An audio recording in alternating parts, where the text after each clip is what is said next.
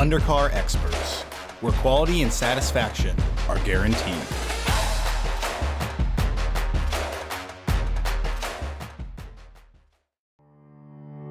AmeriPRO coated rotors have a patented Geomet anti-rust coating, which provides a protective coating for the rotor during shipment, storage, and install. Unlike some rotors, Geomet is not a paint and is environmentally friendly.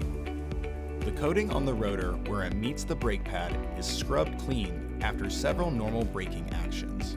However, you will see the coating stays intact on the remaining area of the rotor, which protects it from rust. Our friction and rotor surfaces are designed to achieve optimum levels of performance. Tribology is the third layer coating between the rotor surface and the pad, which creates the perfect braking condition. The pads apply this coat to the surface of the rotor, a condition that is prevalent with NAO pad materials. Most pads today are NAO, hence the need for a clean rotor surface to allow tribology to work.